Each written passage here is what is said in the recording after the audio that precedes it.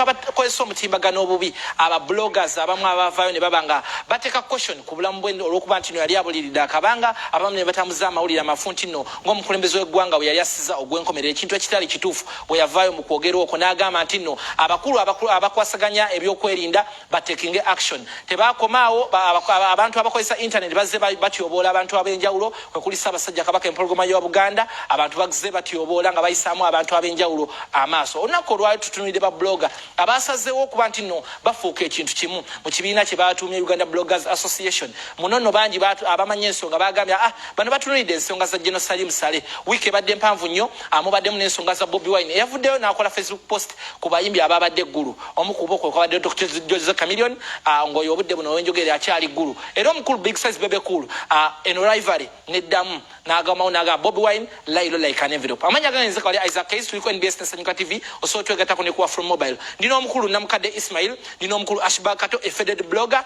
kosane kaye go Twitter activist tubaniza kwanika Sabula obulamu bugamba butya kantandikire wakaye wangi sebo obulamu bugamba butya obulamu bulungi nerwa kubanga wiki eno era njagayo kisaawo nga sinabuuza ku bantu eri Genosale wadde abayimbi abantu bonna ssente waliwo n'ababbi abaafuna abasamize na buli omu naye twalina omuyimbi Levikson owa gospel njogera ng'omu ku bakulembeze b'abayimbi ba gospel Levikson yalina Shane Namboole naye kye bakoze bonna bapromota kuddira fayiro ze zikanyuga lwakubanga ba Levikson abayimbi ba gospel tebamanyi kwekalakaasa naye nga wendi omu ku bakulembeze b'abayimbi ba gospel Genosale nkwegayiridde na buli omu kwekikwatako Levikson alina buli receipt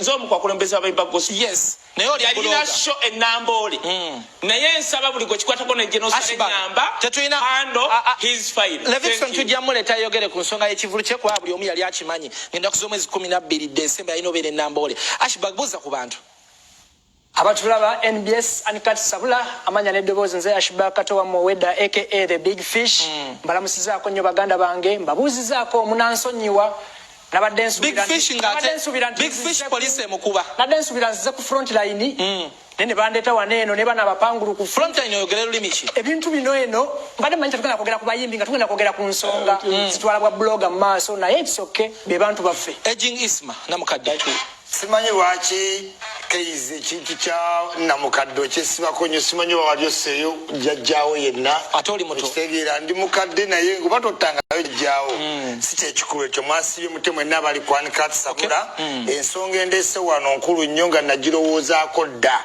ey'okuyunitinga aba bloggers omulimu ogwo tugutereeze oluvannyuma lw'okulaba nti ab'ebigaali balina obukulembeze aba taxi basomesa buli sekita ate ng'eno space nnungi nnyo yeeriko kati new generation yegenda okukozesa bingi nnyo bizze byogerwa naye twagala omanya who is a blogger Ashbag Kato agw'omu ku baatandika ebintu bino who is a blogger otyo olyose n'otandikira nakunze kuba nze nabitandika nze singa okubimanya yes wabitandika n'ogwa who is a blogger nze nogoyita feded blogger mboba nagwa nze ensonga lwaki Facebook right now okujja accessinga omala kuteekako VPN paka lwe nagamba jjajja nti bate bwe nabasimugambye nti bate tajja kubata who is a blogger that is big fish kyekimpisa big fish n'olwekyo mpita feded blogger ng'olekamu ng'omanya nti nze buzibu bwe mukyalina kati eno blogger oba blogging kiva mu kigambo blog wabula ekigambo blog ekyo bakijja mu kigambo weblog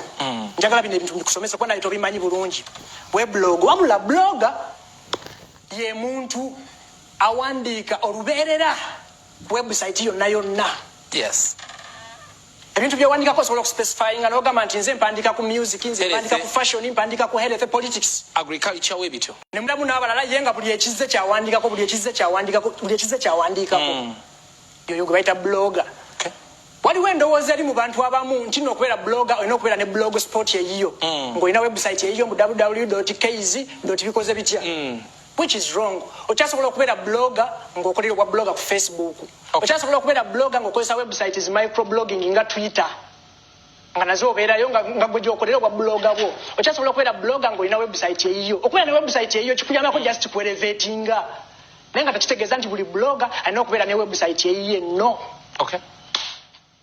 Wisdom Kaye Kakensa penge lumbuye ba blogger kakati ate mwabo mulimu ba bloga ne mbeera mba nakatemba kwanga omuntu asobola kujja n'atunda bw'ati n'asooka yeesokola amannyo n'aba n'ebidde mu matu n'aba n'ebidde mu mannyo n'akola katemba ne yeesokola ebitundu bye byonna ebyekyama nabitya nga omutunuulidde. Oyogera kwani? Kakati tulongose n'olulimi. Kakati omuntu ng'oyo ate kati nkoze eki? Kati anti sola gamba Kakensa si bloga. Kakensa bloga. Penge bloga. Anti kati nkugambye penge wenjogera ku byuma amale dakiika nga 3 kubanga abantu bambi bannayuganda n'abannayuganda bali so stress n'atandika okutunuulira ebide. Otherwise of course wamala katemba ye asobola okufuuka blogger because blogger yatya. Blogger ye muntu akwata ensonga bw'amala ogikwata n'agyekenenya n'agitotola okuginnyonnyola analyzing that ensonga gy'aba penge takikola ng'asinzira ku ndowooza ye. Era akikola wadde asinza ku ndowooza ye akikola ng'ayita mu bintu bina biriwa. Akikola ng'ayita 1 mu kuwandiika ono kwayogeddeko kubanga ono amanyi kumukoka gwa kuwandiika. Ekyokubiri akikola mu audio maloboozi. Akikola mu video nga bamukutaddeko bati ng'ayogera nga olaba ne video. Akikola ne mu bifaananyi. Wabula ensobi y'abakakensa bamuzeeyi Kakensa balowooza engeri gye baali bawandiika edda ku website nga olina kuba na blog kati Kakensa alina obwongo bwakwata isi nti wootoba na website sport abataliwo mbadde nedda tetubazirongakugamba anti Kakensa tolaba ono wagambye era naye kuwandiika era abadde agamba Kakensa yalowooza engeri waaba awandiika hotspot ye gy'alina gwayogera toba bloga no okubloginga oyita mu bintu bina osobola okuba owandiika nga ye Kakensa ebyo yajja bikyuka nga mu masimu gazze osobola okukola audio noteeka noteekawo video oba n'ebifaananyi oba bloga naye oba onnyonnyola ensonga n'oleetera akuwuliriza ogitegeera so si kutakula mannyo okuteeka bidde mu nviiri ngunno naawe oli bloga. Okay, Isma oli musajja mukulu sinakindi oli mukadde. Oyagala kuritayalinga bwoti katono nnyo Isma oyagala kuritayalinga bwoti nga weyita blogger naye abasinga tulowooza oli mukubi wa kerere. Nzate siri mukubi wa kerere kino kyogamba nti n'oli mukadde neyagikola talina myaka 18 ate bw'ogiggulawo tekugambako nti olina nkaaga eggaddewo erina automatic system senga obukadde emeezeemu gye batayagala senga wooteekamu bwoti I was born in 57 senga ekubulokingirawo nekyenjagala okugamba kiri bwe kiti nterezeemu ku baganda bange nga bwe banyonyodde nti blogging zabeeranga ku blogs empandike website but olina okubala time ne circumstances kati Uganda tulina 45 million people abantu abasinga bameka basoma blog nkwate kwabo bonna bogaba abawandiika mutwale mukono mutwale lugazi mutwale ibanda isingiro oba abantu bamumanyi abantu bamanyi ichuli abantu bazukukira ku ichuli anti bagamba goli mulekanyi siri mulekanyi gwegezako lekana ku machola wobono jjo omuntu mu bulangiti ye tasobola azako buzza bwati ensiri ogimanyi yali ekuyiseko kutu era oyongerako tteke naye wenkuzuukusiriza essaawa namba mbasireekaana ebyo ebintu ashibakatobe batandika mukirungi nnyo Bakakensa bonna abageba penge bandibadde bantu balungi senga ng'omuntu penge kuba nze yasooka omulaba nga tatya kamera naye nga tamanyi byakkola era nembeera nga mugayidinga emabega penge si yeyakwatako nedda yankwatako kunteeka mu kamera naye nze yakolanga waako oyo backgroundi era yampitanga n'okumpita nga siri mu vidiyo nti Isima naye nga nze era nga njagala nnyo era okutuuka okumpita saagamba nti mugambye nalinga ebintu bye muwa okwogerako nga politics ayingidde naŋŋamba sibisobola jangu obyeyogerere. Lumbu ye bloga si bloga Lumbu ye activist kyova olaba nti olwokuba mu activism ono aliwo owaweevu era kyova olaba nti ennyamba zaamuyiikira n'akuba munneki ekigwo kati Lumbu ye activist yo yakola ku kintu ekimu ne ego n'obusungu senga abatakifunye naye bloga ku by'omupiira ku byekonomi ku byaki entertainment okitegera tobowa abantu era fe oba otulaba tolaba kintu kimu naye oli omulaba mu sayijemu first of all atalina matu tajja kwagala bya covid talina wateeka masiki yekyawa ali ttake waliyo kababu tolina kintu kyagenda funa ttake nze lino mbimanyi bulungi okiwulira kakati oyo si bulogo ya activist yepenge yandibadde bulogo omulungi okiwulira naye ali misguided nti ayogera ebintu ebirungi n'amaana awemula inspiring youths wrongly tugenda kutwogera ku kyebayita credibility naye ku Skype yaffe tulinako omukyala gwe bayita Rita Kagwa ng'ono naye awangalira mitala w'amayanja naye emirimu gyagikolera nnyo ku internet. Rita ndowooza obiwulira ekibiina ekigenda okukolebwa kye kya Uganda Bloggers Association ate gwe owangalira mitala w'amayanja ensonga eno ogyogerako ki nga abali wano tebakkiriziganya nammwe bali bweru? Ensonga yo bakuseewo simbi n'omulundi bakubanga egaidinganga egenda kubanga egaidinganga ba all bloggers engeri gye basengeka ebigambo engeri gye baddukira engeri gye bapresentinga ebintu by'abantu fababeere bunaabira tebana contacting like me. I haven't been contacted about the whole association thing. Naye bebanga bashikoledde back home within themselves. That's a very good move. Okay. Naye waliwo endowooza egamba nti no bano boolaba olw'okuba nti n'enjala ebayitamu ate nga bawangaalira mu kusabiriza babala ssente zojja n'osali musale. The bloggers batankubaita the Beggars Association bagambye mbu abali e Uganda they are targeting money. They're targeting support, which everyone wants in life. Now, you have bali kumulamwa ba bloggers abagenda okola association nga bagenda kumulamwa omutuufu ba continue wengene association. I think they needed it. Gwenga goli Red Bega tako no kulembera abantu abali ebweru omuli omuvubuko no wapini matu nono omulalo omuvumuze atayina bulungi oli Red Bega tako. Naye ba bloggers abali ebunaayida sinaba kubamanya bonna kujjako bemmanyi personally nga Peng ne Kakensa oba mpozi ne Lumbuye naye I thought a blogger is supposed to be non-partisan.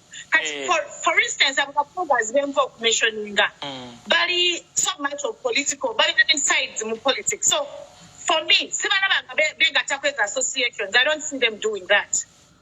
Okay, tugenda kudya katono Rita Kagwa atusoke tuguse ensonga eyo gyo raisinze abasinga abali wano in fact mwenna abali wano mwenna muli beenaari blogging yadda kati mu bibiina bali abaliyo bakada tebakyasobola sebo nze nzijamu nze mpagira President Museveni ne SNRM kyovola ndi wa President Museveni atali kidoli oba kidomola ono yabbye kadi yoli era balina olutalo walugolo ono yabbye kadi ye naale mu kwesimba ndiwe ni kakongoliro sijegana sijewakana ndiwe ni kakongoliro ni wa President Museveni bwoya ndiwa government eriko yes era nze nchikiridde NRM nga wabbye kadi oli muzeeyi ng'ozolaba enza asaanidde okulondebwa bonna nze oluvannyuma lw'okutegera nti mukulu Tango Odoi teyalina kadi gwe yakoze eki kubanga obudde tugwadde na butono nenefuula nti sijja kumenya mateeka ga pate nebe kufuna kadi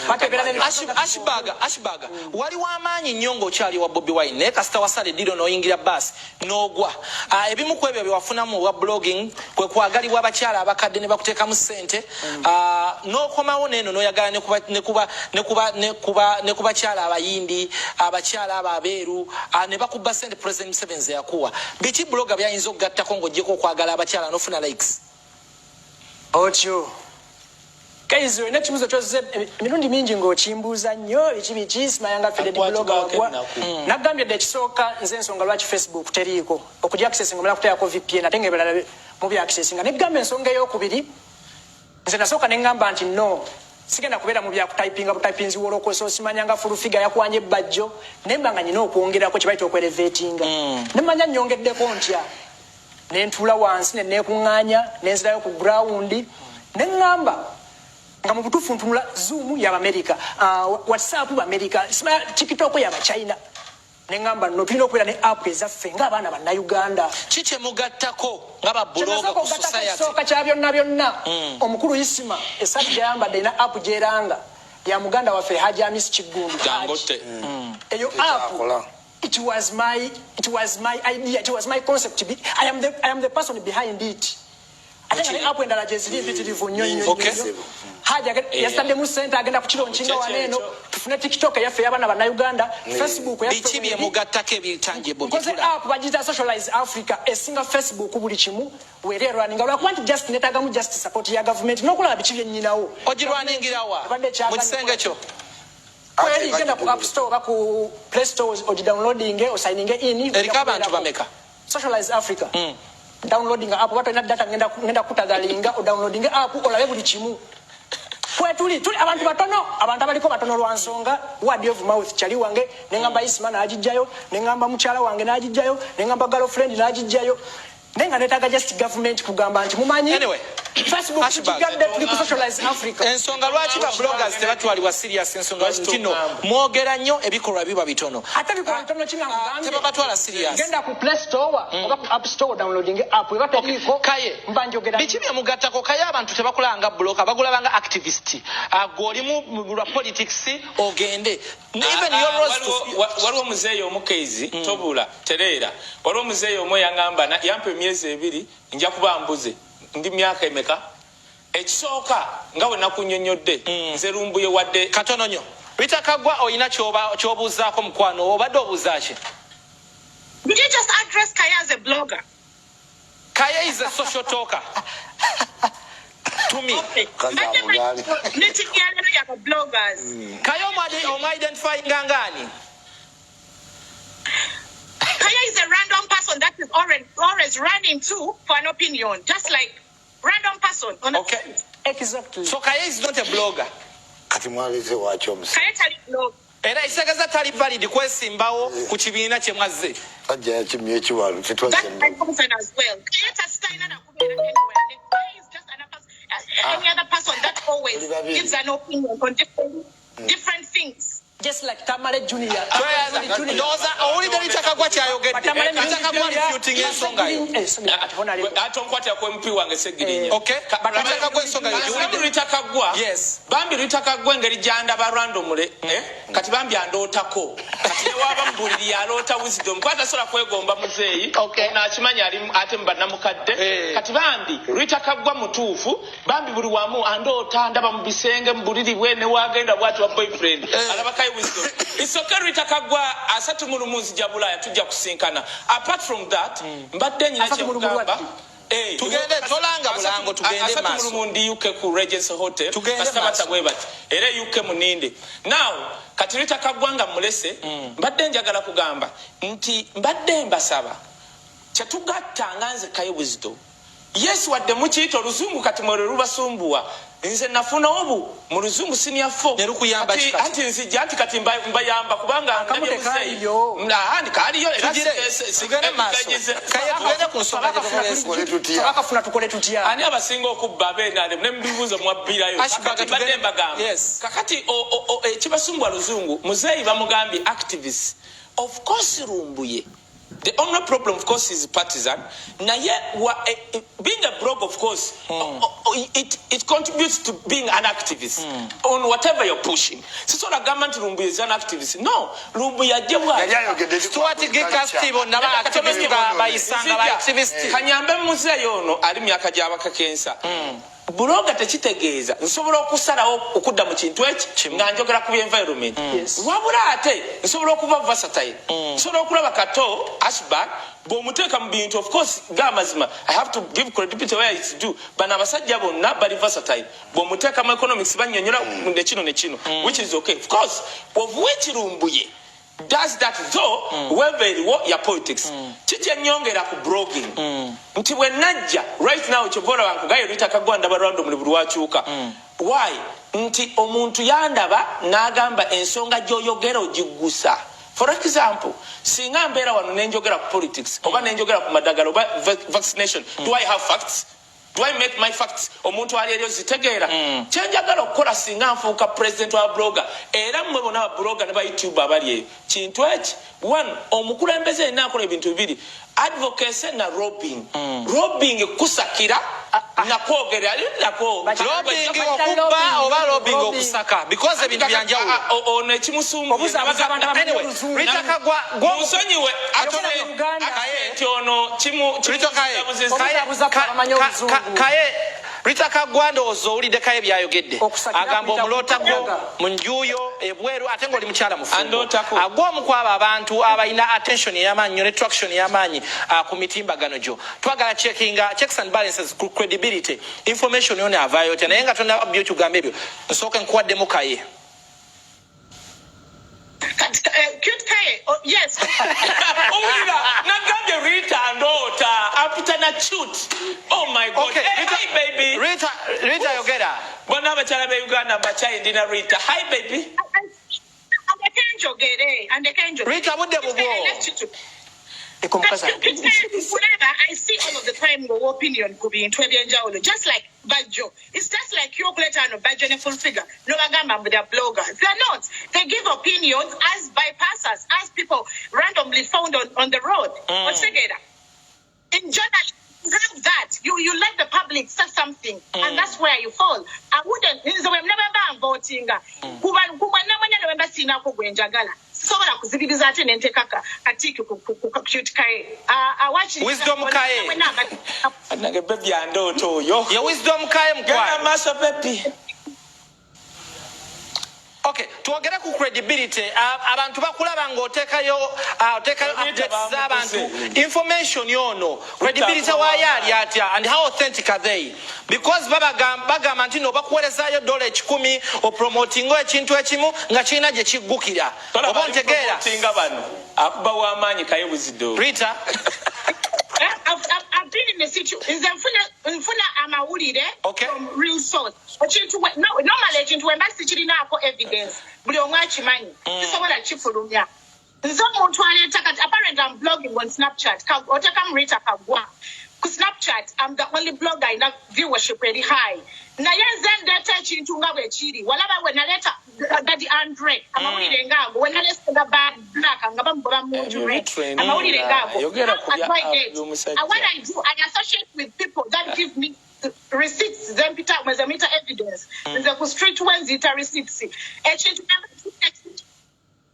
Rita nawe bagamba toyina credibility mu bintu bya olusi bakuwa sente you lack credibility Rita Clearly now you gwe nali charge any penny okujjako ng'omuntu ng'ayagala kuwa PR services. There's a difference between hyping omuntu then for free no PR services like to deal ku PR team it doesn't mean kati nga posti ya Nalongo mukyala Rabadaba ekintu ekyo twalabamu nti mwalimu okulya sasa sulangako ndayira ku baana bange I just all of a sudden break news nenga tekayo Snapchat and I find it booming on all media houses. I command all media houses what they bring out because they see things that I post.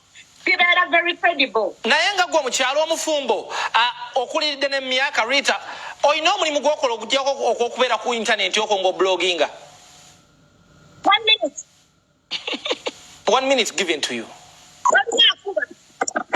anyway atisoka tukomewo katono Rita wokomawo katono nnyo Isima no budde bwa Isima mukoze ekibiina weesimbyewo esebo kiki ekibatobeddeko because omuntu alabawo sente za Jerusalem sale mwagala ku scheming mwagala kubba sente za muyi wa musolo ekisinga okunnoma mwina akantu ke mutambuze ennaku zino buli kintu ekibaawo simanyi bega Rita linda katono yes simanyi genda wa Jerusalem sale let me tell you ate ba blogger ba YouTuber ba Twitters ba Snapchatters ba Instagrammers ekyo kitono njagala abaana mbagatte omwana bamukwate ku police nga nsobola omujjayo oba wa NUP oba wa DP oba waki njagala abeera identified ekyo kijja ku Isaya mmwe muwuliriza muwandiika amawulire ag'obulimba muwaayiriza oli yakafukamirira hajiketi ono naye asiiba afukamira naawe kenyini osiiba weetonda nti nno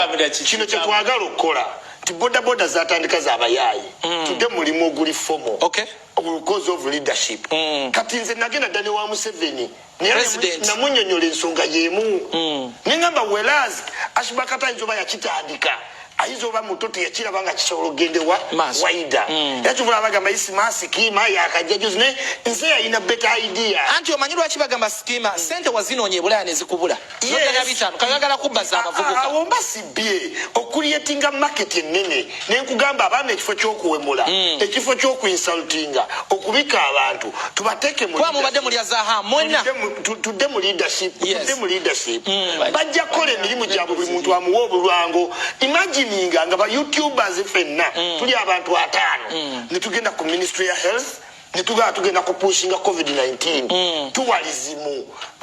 What is your reach in a post? Reach here yeti. Neweba katinga nina ntono. Nene negata ku bantu 5. Kitegeza dobozi deli. Oyo jaja ichuri. Rita kagoba do chamala ensonga yo kuba muli mukigwokola besides blogging oli mufumbo well we understand naye bichi ebira byokola ono musizi wa lanji. I'm an educator. I teach in Lambeth College. Oina kwa identity card yao. Leta ku certificate satisfying nedakaye Holland. Mukwano Rita yongerayo. So psychology in education Lambeth College. Antikale. Nasa na obawa. Era landiko na college nasa. The first and how great nasa know you. All the time that's so Come on. Okay, Rita tugenda kudira. Katoka tuyongereyo ne pana yafe. Kaye. Nada tuogera ku discipline ya mwaita ba bloggers. Kaye funa discipline. Uliliza. Yeno yenyini discipline je tuogerako. Lero no okuvuganya nange. Olwakuba twakulinga nange. Big Fish feded blogger. Katono uliliza. Olwakuba wave wa Bobby Wine. Buli kigambo novuma family ye. Abana be ne achievement yabatuseko n'omuvuma indiscipline tutunuira ono muvubuke yeteka bipeni matu mwenna ne muvuma avuma abantu ne mubika abantu eno indiscipline ani aba regulating because UCC yali everyday gambye bawandisa go weke yagenda tukikoze tutya ojonse nojja ku ekyo nzashibaga kato okuvuma abantu n'empisa embi nabina nga nkyali mu opposition olwavayo nenzira bwenti mu bantu nenda abantu bebeyisa I gave up on such foolery. Okay, whereby government bwe yagamba nno ba blogger baveyo bewandise nze nasooka era nze nasemba nze kamunsi nze blogger ekaika wano mu Uganda aina certificate ya UCC nze kanze nzikirizibwa okukola byenkola mu mateeka bana basikade bonna tebakirizibwa lwa government ya very lenient. Okay, abantu erete teeka ne male emyaka 5 nga tanabaddi kwasisa neke nasituka ku machane government kati kwasisa mateeka tewali ayinza kufuluma wano okuleka nze kyokkola nga mbagamba nti munneesige mu mpoba president w'ekibiina kino era y'ensonga lwaki nti nze buli muntu agenda okubeera mu association yaffe olina okubeera registered. okola mulimu ki apart from okulekanira ku Facebook? Ekisooka kya byonna ndi inventor, ndi developer, ndi business mogul. Emirimu gy'okola nedduuka ya plumbing mpisawo akalango yogera ekigambo mogo kitegeeza ki? Omulali akitegeera. Nedduuka lya plumbing ku Shoppers Plaza we Nakasero abaagala ebyamazzi toyi bikoze bitya banaye temumpisaako buli mu baganda bange nze sibimanyi nnyo ebyamazzi naye nyina ba engineers abali qualified benkozesa webali bajja kujja ennyumba bagirambule era nga bolaba nti muganda wange nalina kombaka esigalangi olumala okupima ono ye omulimu gwe guli visible nabadde nayeko naye ogwange nakuyita dojje nkulambuza edduuka muwoza tuweeyo kasente akakalango ewa anti wano obulango busasulirwa nina edduuka ly'engoyi tuli awo ku mini price baliise girls cave litunda engoyi z'abaana bawala. Anyway kankutegwe kati bwombuuza emirimu gyenkola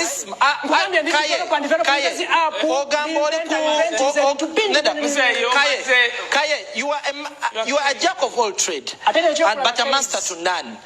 Ekituufu okola mulimu ki mu ggwanga kansooka ono kyayogedde era nedda tusooke ku kikyo okola mulimu ki kaye ate ono mugaano muwa one agenze n'agamba yagenda mu UCC okwewandiisa only registered blogger mu Uganda kankiddemu fete twagenda kuba twali tetukkiriziganya n'amateeka ge baleeta era wuliriza nze munonde kubanga n'amateeka amabi ge baleetera okunyigiriza abayimbi nze nagalwanyisa okola mulimu ki ye buli kimu kye baleeta nawe kiba kifo akikkiriza temulonda. Ekyokubiri yaviirako yabadde akyenyumirizaamu Facebook ogijjako omanyi abantu bameka bawanyigiriza bannayuganda abali mu lujja bannayuganda abatunda ku Facebook kale katono nnyo abantu mu Facebook awo yakkiriza banange banzijako ebindese ku tukomewo kaye katono nnyo mutabani wa Mirundi Junior katono nnyo anti omulimu gukulemye okwogera gw'okola nawe okola mulimu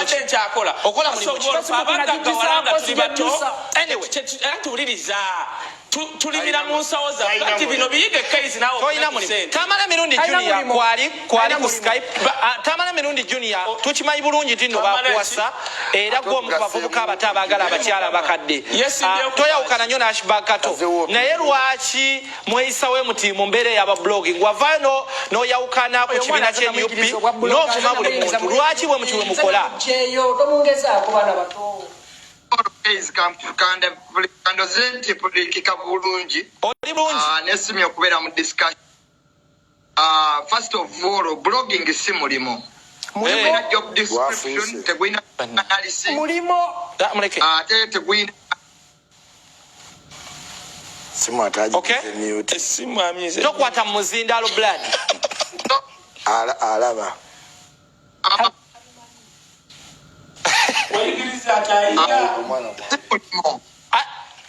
Mirundi tujja kuddira ndowooza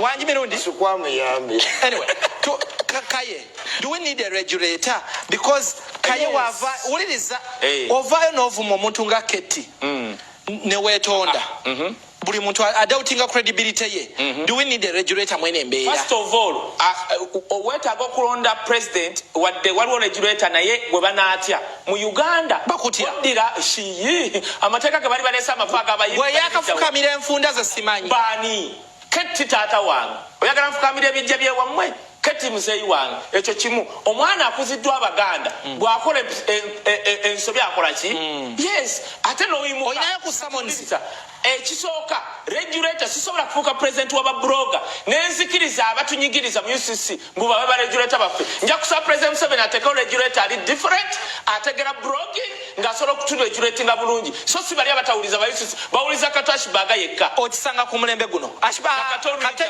Mirundi Junior twogedde ku nsonga y'okuwasa wadde ng'oli blogger tukimanyi bulungi donzira yakomyewo opepeya naye naye obadde ogamba blogging si mulimu blogging si mulimo case tegwina human tegwina job analysis okutekanira ba social media si mulimo bakana banga bwe kibalina okutereezaamu waliwo amateeka olwedda agalungamya enkola ya social media mu Uganda so nze kyendaba ekirina okukolebwa ffenna tuddeyo tukole tuddeyo mu professional zaffe nze ndi kaye musuubuzi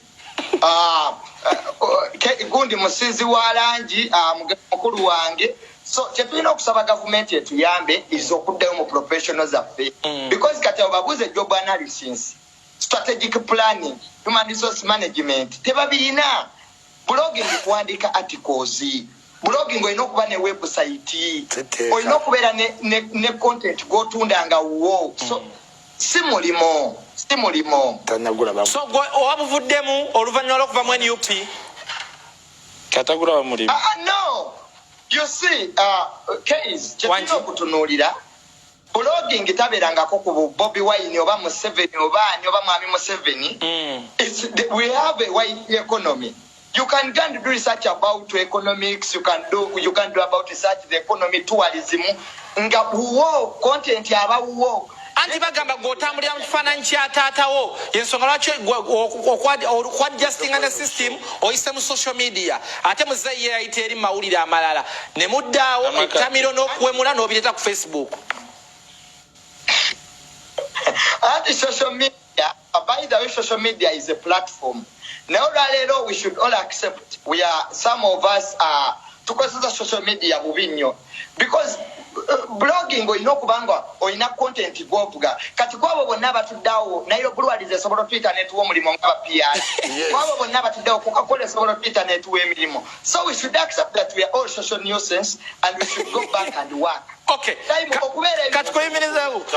you a social nuisance? No. Katsoka tuomulemu katono. Eno Uncut Sabula tukomawo neba social nuisance as identified by one Junior Mirundi ngaye wabayise. Tuli kwa NBS Sanyuka TV ne kwa From Mobile commercial break tukomawo neba bloggers.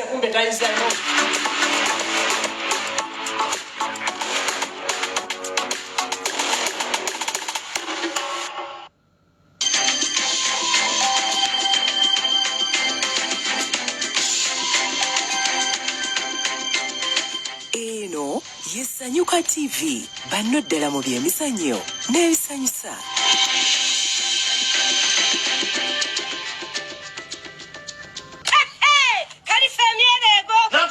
Sijjajiba wanga nanga basi wa mwatanansa sula. Nansuma kyabanja. Abangi. Tukolera ki? Kubanja. Kindo baliti. Ebyokunywa tubifunye naye era tubanja. Mugasandikira. Mwe muri omusala gwammwe. Okimanyi tufunya omukyala n'akawunga? Abange eno piki. TV. Era mukyabanja omusala. Mukirabye. Munywe kyalenga. Kyalenga. Wangule. Abasuubuzi mutukubire ku 0752 571 mala mukyalenga tonto kyolaba kyowangula. Musawo Aisha Rashid Lukwago abanji gwe mumanyi nga corporate herbalist oluvannyuma lw'okumaliriza emisomo gye mu America akomyewo n'ekipya akoledde eddagala ly'obutonde mu capsule ne powder ng'onywa eddagala n'obanga anywa chai oba omira empeke emu n'ekkolera omuli eddagala nga collagen oba anti-aging akakuyamba osala emyaka okulwanyisa envi enkanyanya ebiwalaata mugabo wa buli kika n'endwadde zonna ezikwatagana n'obukadde omuli amagumba ennyingo ebinywa era nga collagen buli muntu amwetaaga okuzza omubiri gwe obujja Striker Plus lino nga abaami abanafu mu nsonga z'amaka Aqua Express Aqua kitegeeza mazzi kanonga k'abakyala era nga kabalansinga hormones olina ebizimba ku nseke olemeddwa okuzaala abakyala bannabukalu kano kammwe n'eddagala eddala lingi Aisha Rashid Lukwago asangibwa Namasuba ku Ntebe Road okulira n'obumotoka bw'omusenyu mukubire ku simu okumanya ebisingawo.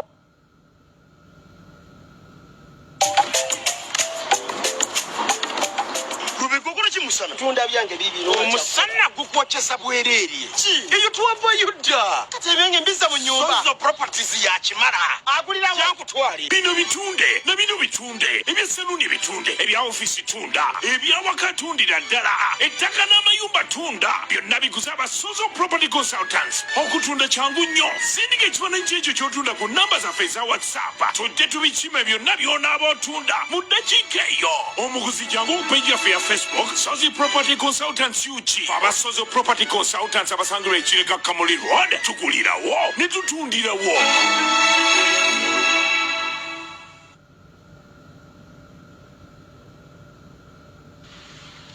Emirimu emizito ogikoze okwekebejja okusosolamu buli kimu kigendera ku pulaani okutuusa City lwesubwa goal naawe n'osubwa ka multibet ko lwa muzannyo gumu.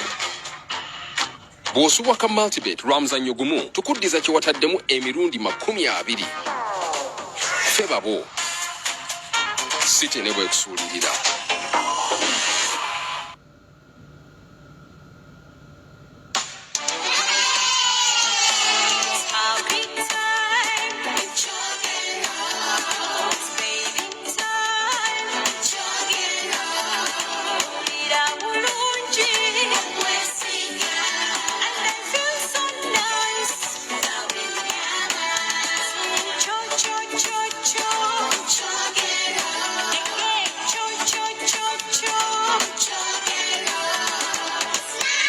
Family yo ng'okozesa Kyogero Herbal Products omuli Kyogero Herbal Soap ne Kyogero Herbal Jelly birongoosa olususu ate nga tebiraba ku mbalabe obwere ebiguuna n'endwadde z'ensusu zonna abaami n'abakyala baagala okulabika obulungi waliwo Kyogero Body Lotion omuli strawberry carrot aloe vera kw'ossa Beta Body Oil Beta Body Milk Cream Beta Glycerin n'ebirala bingi bisange mu dduuka lyonna erikulinaanye ne supermarket.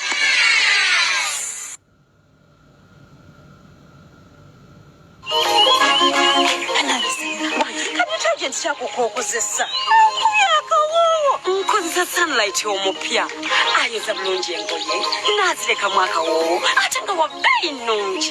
Try it. Engoye zo zisenga sabuni w'obuwunga okuzijjamu obuwuka obuvaako endwadde. Sunlight atukuza ate era n'alongoosa. weetabe mu ttangira okusaasaanya akawuka ka korona mu uganda naaba engalo ng'okozesa sabbuuni oba kozesa sanitizer alimu ebirungo ebituufu yekka. Kukulaakwata mu bitundu by'ekyama n'okugaziwa mu basajja bwe bulwadde obukwata ekyokubiri mu kuluma abaami okuddirira kansa w'omawuggwe. Kulabira nti olina obulwadde buno obwa kukulaakwata mu bitundu by'ekyama n'okugaziwa oba prostate cancer kwe kufuka buli kaseera n'okulumizibwa ng'ofuka, okufuka omusulo ogulimu omusaayi, kukulu n'okugaziwa ebikwata ku bitundu by'ekyama mu baami. Byewalika ate bijjanjabwa ne biwona. Aba BF Suma bakuleetedde prostate relax capsules. Kosa prostate relax capsules ayamba akawago obutagaziwa oba okufunda, akuyamba okufuka nga bw'oteekeddwa. Abaami abungira amanyi g'omu kisenge. Prostate relax capsules ddagala lya butonde 100 ku 100 lyakakasibwa Pivoc, National Drug Authority ne FDA okumanya ebisingawo kuba ku noti 7 noti 4 8 8 7 ne noti 7 42 noti 7 oba ku mukutu gwabwe ogwa www.bagumadavis.com.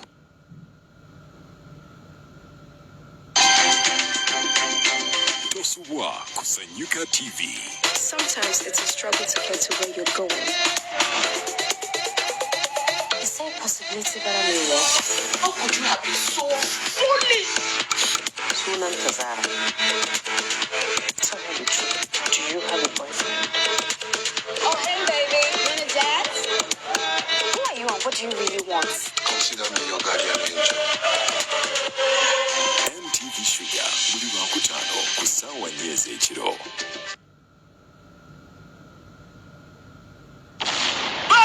Uganda kambanjulire concert ekyasinze obunene mu lockdown eno. Buli weekendi tugenda kuleetera aba artist amakumi 20 kw'osaba DJ ne bakomediani Jesus is love nga bonna bali ku stage emugaggadde n'obubaka bumu bwakuzzaamu ssuubi. Kituufu kakati n'ofuna abantu b'omumakango bonna tutandika concert eno eya UG Connect ekutuusibwako aba Uganda National Cultural Center UNCC nga bewagiddwa No End Entertainment, Barunywa, Emma Promotions ne Yuga Tune. National Initiative for Civic Education in Uganda. Nice UG under the Uganda This Is Home campaign. UG Connect buli lwa mukaaga okuva ku ssaawa 10 paka ssaawa 1 ey'olweggulo live. Sanyuka TV banno ddala mu by'emizannyo n'ebisanyo.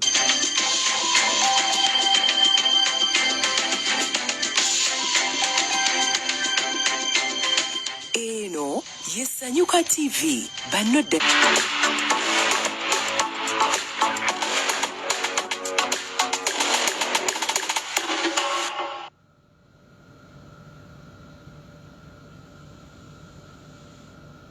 Shote koma wetugera mulanga era siyasigala nenga nebaza munna abachaje ku mideko ina nkati sabula asas kunyama tewali kwetirira tuli ku nsonga y'aba bloggers.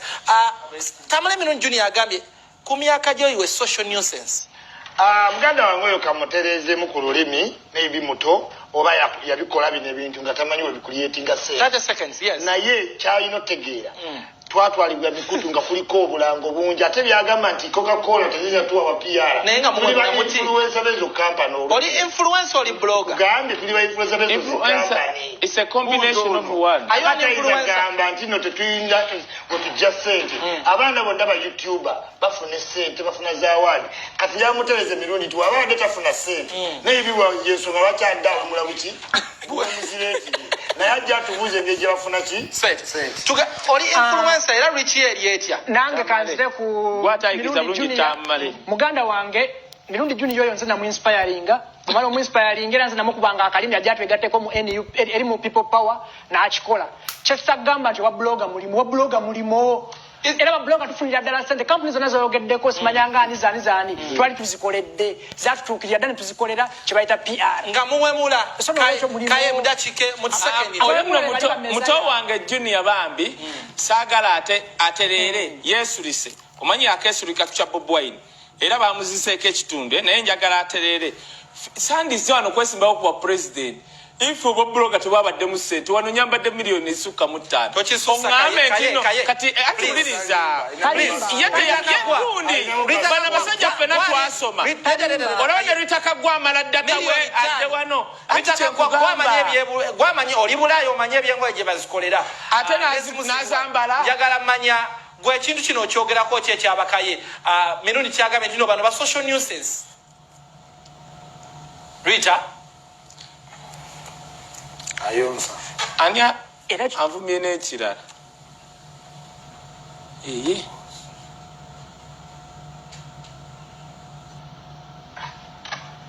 Rita ekintu kyokutandika association tetunaba kigaana naye omuzibu did you manage to inform all bloggers in writing oba mwagera kumaca nemwetuuma ebintu simanya president you didn't inform us mwakola gundi mwakola press release nemukola ne press conference nagiraba mwenjuli naye tetwalaba wadde ebbaluwa to present to each of bloggers Rita katikankwe isma kunyonyole bwe kyali bloggers abasooka e Uganda actually naye eddoboozi likutuka so unfortunate mwabategeezako first to speak tugende ku kirala mulekaana abantu naye ngerawo olaba nti twakonsentreka ku Uganda tubeere nga tubakontaktinga tufune their side kino kiddiridde olw'okuba omukulembeze w'eggwanga yavaayo n'ayogera olw'okuba nti no mwali mutandise oyisa amawulire amafu omukulembeze w'eggwanga nedda ssebo kino ekintu tuludde ebbanga nga tukyagala naye nga bomanyi nga tetukkiriziganya abamu nga bagamba nedda abalala bagamba byabufuzi abalala biki nze negenda nenewandiisa bwe navaayo nenzija ne bagamba bannaye twewandiise tebiriimu stand tebiriimu tabbu ne bagaana naye kati twatuuse ku nzikiriziganya tugamba yes this is the right time bakibuuse naye abatunulizi b'ensonga kale tukakane abatunulizi b'ensonga balabamu ssente za genosale naye still mubwebumu abayimbi twali wano olw'omukaaga oluwedde ku ankasabula naye ng'eringo ku Jose Chameleone n'abantu abalala nanti okakkanyiza association ku because mwagala kubba wuliriza omukulu Jose Chameleone n'ekibiina kya Uganda Superstars Association bagenda ewe genosale wabula along the way omukulu Bobi Wine omubanda wa Kabaka yavuddeyo n'alaga nti no si mumativu ku mutima guno ogwa Facebook n'agamba nti no bana abantu bakoze kive yalaze nti no gende wa genosale kibi omukulu Big Size Bebe Cool intakula bawazwena okusinzira ekiwatule n'amuddamu n'agamba nti no Bobi Wine kakana you are my young brother era Bebe Cool si musanyufu n'omulundi n'ogumu era wenjogerera obudde buno Bebe Cool n'omuyimbi David Lutalo bali wa genosale wenjogerera obudde buno bali wa genosale begase ku Jose Chameleone ensonga ya Bobi Wine ovaayo okuba ebitulu nsooka ku because oli nampa wengwa leero oli wa President Museveni enkyo oli wa Bobi Wine ompise Mezaya nawe ondabamu olwa Mezaya tugende maaso kakati ogyogerako ekisooka of course Bobi Wine okyogerako ng'alaba abayimbi nga legendary Chameleone is begging of course asobola okuba atafukamira nze nyina muganda wange musamu ekitiibwa ow'ekiwatule ekyamunumbisa namugamba olaba yisima tafukamira ng'agaba t-shirt naye gwe omuyimbi w'ofukamira ekikolwa ekyo bano bakyali bagenda tujerega Bobi Wine yayogedde bw'ati yes yagambye nti Chameleone ogenda first of all kyayise begging is one bamukoze akodyo wuma babadde abantu 25 ye Chameleone n'owajjali anti bwe yaze n'abantu bamugaye weronde mu 5 kati wandisubidde bafina bandiyelonze mu Chameleone gwe bagambye kati ekyo perspective Bobi Wine yakirabiddemu however Bobi Wine kyenjagala omusaba nti abaana nga bakabako babadde mu nyumba emyaka 2 nga tebakola yes bakuwagira naye ate genosale ayina ssente zaabwe eno gavumenti giwa omusolo bwe bagenda ne bagamba nedda ono kyali agaba ssente era zaffe Bobi Wine alina ssente zasola wabakabako asobola naye kakati kyenkugamba eri action simanyi nange oba yazibawo oba tanazibawo naye eri action Bobi Wine gyeyayogereddemu eri nti Chameleone olaba yatuuse munda nga alina appointment ya genosale ne bamugamba nedda tula n'abawuma wano olyoko oyogere singa nze nabadde Chameleone wallahi kulinya lyange nandibadde nfuluma ne ngamba Genosalo olimpita n'oyogera nange at the right time naye lwakubanga talina maanyi obwavu Bobby Kyekwe kumugamba Chameleone jjukira okugenda eri okwegayira $2 wandize n'ongamba nga brother. Yes, kene bagata n'omwana buli katono nnyo. Aya akwata sente zo. Omulabi kyakamutegeeza kontino kyanya litakagwa naye ne Bobi Wine yennyini yali akolaganyeko ne bajjena ab'enjawulo omuli Genosale. Nga tabeginga. Geno Kale Kayihura era ebyavaayo tujja bimanya nga discussion eno ekyeyongera maaso. Litakagwa n'ensonga ogyogerako ki? Chameleone kati ogenda ewa Sale gufuuse musango kuba Bobi Wine alaga abalinga abakoze ekivve. Abayimbi babakowo the whole of pandemic. That's why not to give back to abantu ababa supporting. Kabayimbi okugende wasatu musale ne basapa sente bane basaba obuyambi nange sachagadde n'omulindi n'ogumu. Abayimbi babadde bakola sente they would have got themselves babadde bayimbi investinga okusavinga okukoza other means okufuna areas endala apart from music okubanga basobola okubeerawo supporting their families. Look at Bobi Wine, look at Bebe, look Chameleone. Just I was disappointed in Chameleone okusituka okuva Seguku n'ayolekera eggulu. Big artists ali mu gundi ya Davido Diamond okubeera nga naawe oli buti ugenda okunona sente chance banaye kyatusa twewunyiza nnyo Chameleone watutwaziza nnyo olina okubanga wakitobera you involve even your wife into different things mu business omukolera side business omukolera ki naye tosobola kubeera nga gwe big artist in Africa rather in East Africa kubeera mungu sobasiti tokola nga mu nkiwandiko kya Bobi Wine alaga nti yewe abayimbi bwe baagana oyimirira naye weyategeera nti no industry batandise ovanga abagitwala olowooza olw'okuba abayimbi tebayimirira na Bobi Wine kekadde abaddize abakuba kalyonso kabakirabe.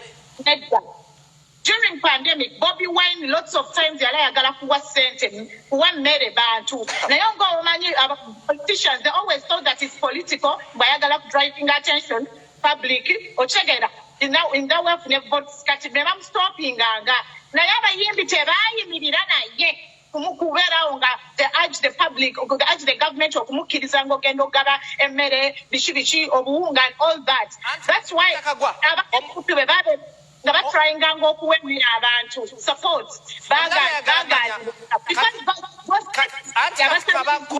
King Saha anyway katusoka tuwumulemuko katono katusoka aba NBS katuberekereze musobola okwengayo kwa from mobile musobola ogidownloadinga abalina iPhone kwa iOS oba App Store n'abalina essimu ziri endala musobola ogenda ku Google Play Store ne mudownloadinga app kibayita Afro Mobile gyetusobola obanga tufuna emboozi eno tukyalina abakulu namukadde Isma nine Ashbakato Wisdom Kai n'abalala betuli nabo ku Skype abayimbi ba Nup nabo bagenze wa Genosale aba NBS katuberekereze twengayo ne Sanyuka TV kabako genda ewa Genosale ne kino kyonna ekya Bobi Wine okyogerako kinga gwe Isma nkyogerako kintu kimu ebyo byonna Bobi Wine bye yawandiise kudivertinga bantu kuva ku million 2 ebya MP abanopu ze bafunye yategedde omuliro kugenda bojja olw'ensonga nti batandise ononya n'ababaka baabwe kokolawo statement emuzeeyo eri ku kamiliyoni Bobi Wine bebe ku rivalry nze kikyendabawo kubanga abantu babanopu bafunye million 2 mu COVID aba MP nkaga plus ne bateekawo n'ekiwandiiko Lubonge yambwe era tulina pulaani eyakola youth development programs ng'ate pate efuna billion 3 ezikola ejo emirimu kati bambi Lubongeya basala amagezi balabe nga MP baabwe baba ne ssente naye ng'abantu baabwe tebabaliyakitinzeeko buki bubi. So what do you do nga Bobi Wine yazzayoko emiliyoni 2 mumujjukira ku bino ebibiri yeetagako 5 ku buli eki MP kati kyovola abantu Sekretary General Lubongeya ayangu okukola ekiwandiiko kistimulayininge bafaani baabwe kuba balira ddiko waliwo abamu abatandise okugamba nedda gye mwatugamba si bye mukola ki si bye muliko kubanga timing gavumenti ngezi ekateeseekamu million 2 eby'emmotoka ogezogane okulitisaizinga program ya government bagambe naye naawe oyogera ku sente za nabbanja ate ng'olina ebiki okitegedde kati nze ekyo picture gyendabamu n'akwata ka post n'awandika Bobi Wine buli muntu amumanyi abadde nga wano wonna okusabiriza gwe guje kuva ku kabiriiti bamuwampe kondo oluyimba mbazze nga bamuwa project bamanja tuve ku sada biki kayihula bupikipiki obo bonna buseri bwe mwalabanga azakolagana neki ne government ne just kati olw'okuba ego ya elevating okusaba kwe ne kugenda international by Iraq ekitajja kuba for long kati kyogamba bega of course tewamulabye no mu ba LGBT nga abali mu maaso abasaba kasente kubeerawo ne ba MP balina okukola balina okukola nga bamuwa Ritakagwa obadde ochamala ensonga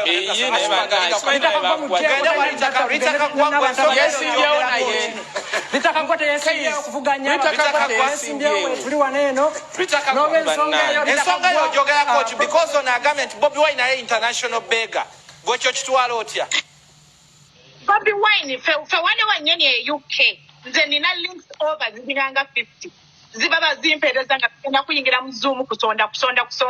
Bobi Wine wasn't the right person to condemn that act. To be honest, Bobi Wine already afuna international support, afuna businesses zafuna musente. Bobi ye yabadde omuntu yali badde asembayo opinion ku nsonga ya Beggars Association. Yali badde tajogera nako abayimbi abavuddeyo okusaba sente. Kubanga yalina avenues zafuna musente ate kirala alina ki alina ne support jafuna from here. Nze nkugambye nina over 70 links. Join we are kusondering tusonda Bobi chip. You get it? Yali badde ta opinion yali badde asi nabada blaming nga mukimukunyu okitegere nga bakwano be kubanga baba badibe mu industry. Okubati abayimbi because bamaze emyaka ebiri tebakola is it a crime okuba abayimbi bino ntino bamitinga omukulu wa Operation Wealth Creation Genocide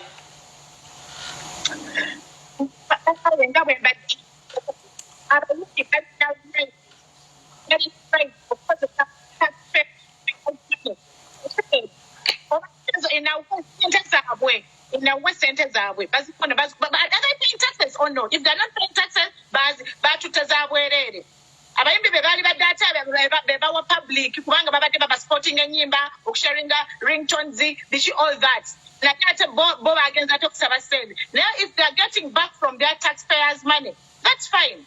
Okay, but Rita, I don't think they're accountable. Atenga mukowa aba Bobi Wine.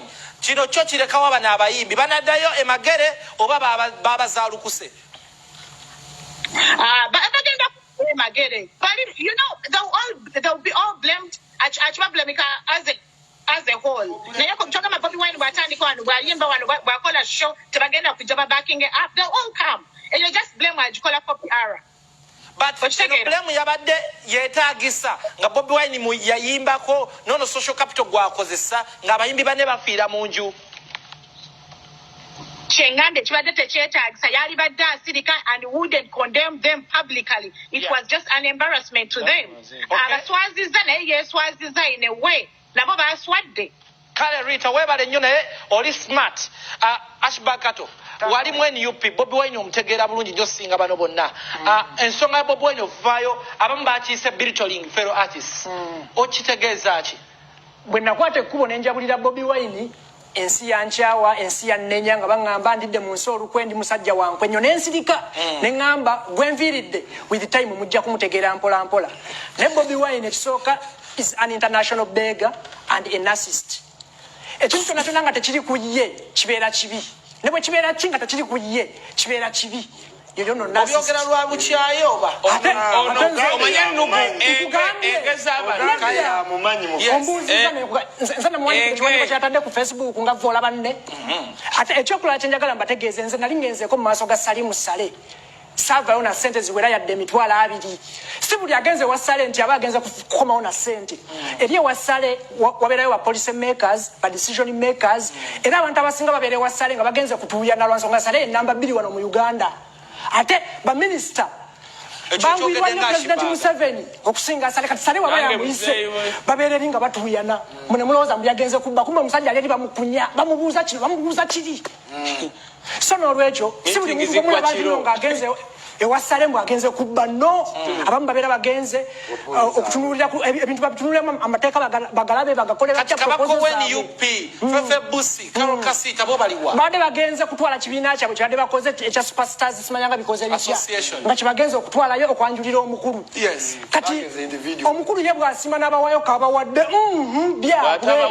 bw'atabawa tebamunenya Rita Kagwa obugambo bw'obusembayo nga tetunnasiibula ndowooza oyagala kudduka naye tubuulire ebigambo byebisembayo kino kyonna gye kiggwera nakuganda nekya Bobi Wine okusanyiga Josh Boss abakozi association yate naffe ba bloggers tulina mbati ba Derek ba Jose balumbuye bakakensa ba pengpenge mezaya balili kisi mwena bane tulina okubanga batu informinga mu butongole nga emitendera gyabwe na objectives za kundi yonna bane njagala nnyo kambasibule mwebale kunjagala follow me on Snapchat Rita Kagwa kati kubana amawulire ngateeka all breaking news ani bwebakyale ani afudde ani gobagobye mu nyumba bonna mbiteekayo nga bwe Rita Kagwa love you all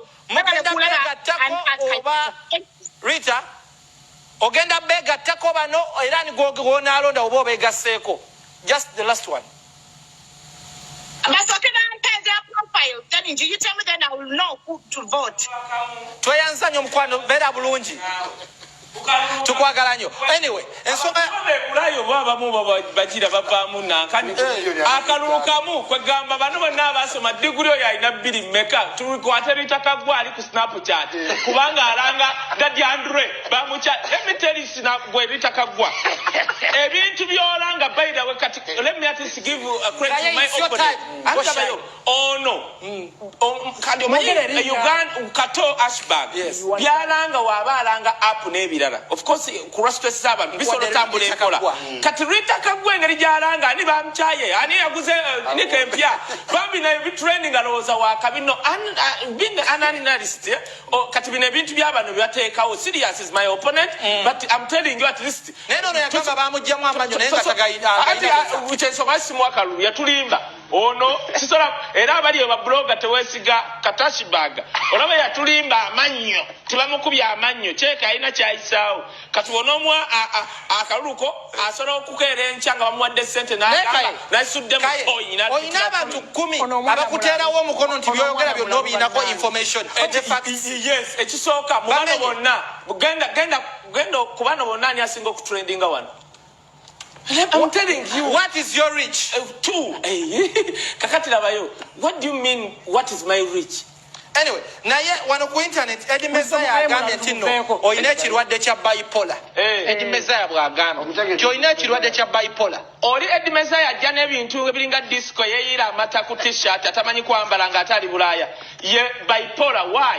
Encho mulaba wa Bobi Wine nga asaba sente n'agenda ne ku muwala wa Pittu. Can you imagine wa Pittu n'amulikodinga nga asaba sente n'adduka mu UPC or Eddie Mezaya is bipolar olaba adduka mu UPC eri ebiyenje ng'asabiriza ondeta Eddie Mezaya nawereka okundeta Eddie Mezaya nkeera ku luggi lwa Isima buli lunaku okumala omwaka mulamba na katugenda watamala mirundi abantu bagambye nti nno oli mwana muto oyagalwa bakadde ettamiro lingi ate ovuma abantu abakulu gwe kino kyogerako ki nga tusiibula ekisooka sirina budde bwa past that stage of answering every Tom and Dick and Harry. You know, when we go to school, we scrutinize whom to answer, whom not to answer. So that's none of my business. Okay. I'm a person who speaks in reality, not idealism.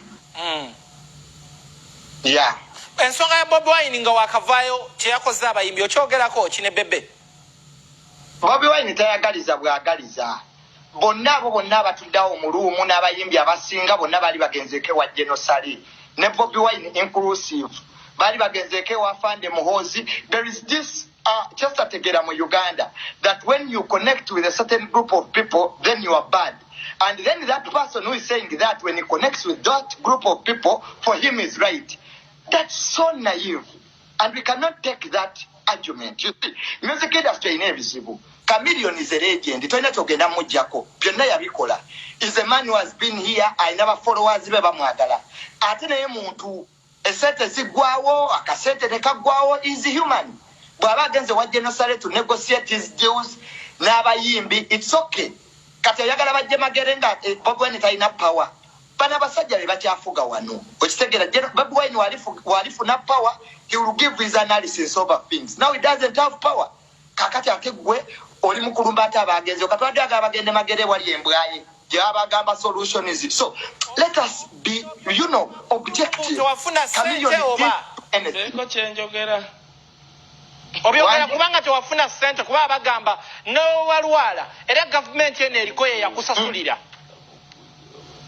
No, actually, let me tell you, bangi nnyo gavumenti beesasulidde obuyinza okukireeta bwotyo n'ababaka ba NUP olwaleero balina obukadde bibiri bwe babadde obw'emmotoka sisubira nti ssente zavudde Congo. So that blackmail and manipulation and that way of thinking is not welcome in a civilized society. Okay. Everyone is entitled to his opinion. Yes.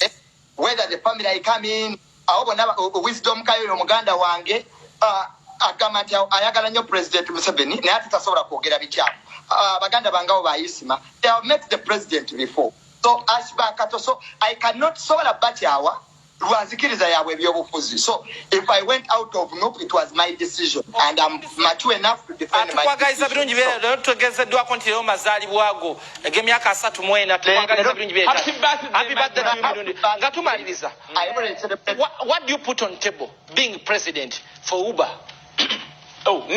Okay, first of all, you guys mwena bagenda okulonda nga YouTuber sagala abantu babalimbe nti bagenda kunganya abantu all over the street nga siba bloggers obaba oli agenze wa sura birangi bagenze wande no. First of all, njagala bagamba come next week we want akalunga kali transparent. What I put on table njagala okakasa mwena ba blogger abali ndeta transparency ngenda basakira sigenda kwekubira sigenda kukiriza mateeka ono gavumenti ng'ewadde kato n'afuuka president UCC nejja nemalaga mugamba nti akuko n'amateeka gateekeka ba YouTuber oba ba blogger sijjanze bikkiriza kubanga okwagira president Museveni kitegeeza it's not a definition of being stupidity tibuli kye baleeta kkiriza no kakati ekyo kyendeete kisinga obukulu ku protectinga mulimu gwo nga YouTuber nga blogger era wompa akalulu kange apart from these people kubanga bano ababiri bwe mulaba weboogera eri omukulembeze wa minisita n'abagamba bafukamira bufukamizi not Kaye Wisdom mutabani w'omulalo. On a scale of 10, how authentic are you? I'm very authentic. Chovola wagenda okibuuza President Museveni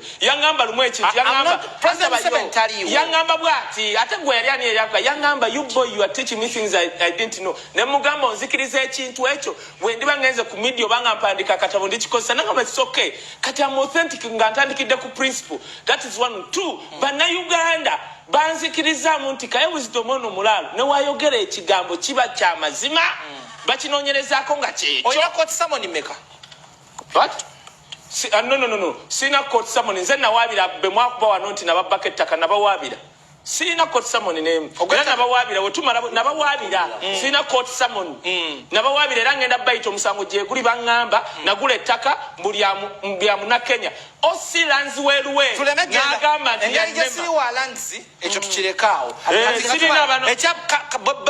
Bobi omuwamagezi ki Bobi ali ku right track.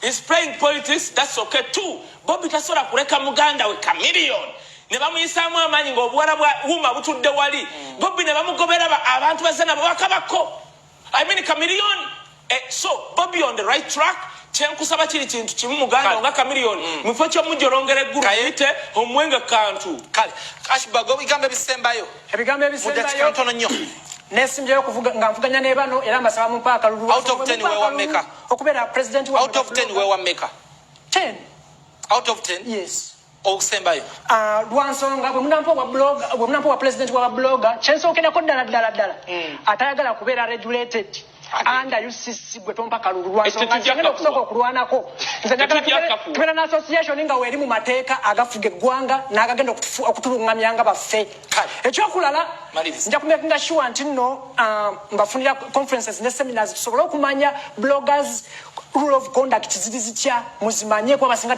mbalabe tebabimanyi mugenda kubiga ngenda basomesa ebintu bingi nnyo accountability obwerufu buli kimu kigenda kubeeramu wesige kato kubanga yasobola jajja nga tumaliza abazzukulu abazzukulu bange mbasuubiza mwenna togo omukutu gwe muliko ng'oyinako pulaani nnungi ngenda baleetera obwenkanya ate ekisinga obukulu okubanga nkuprotektinga singa poliisi ekkwata mu kisanja kyange ngenda kukolagana ne poliisi CID ogenda kuba tosobola kumalaganyiga simu era munnaye wennaokolagana ne poliisi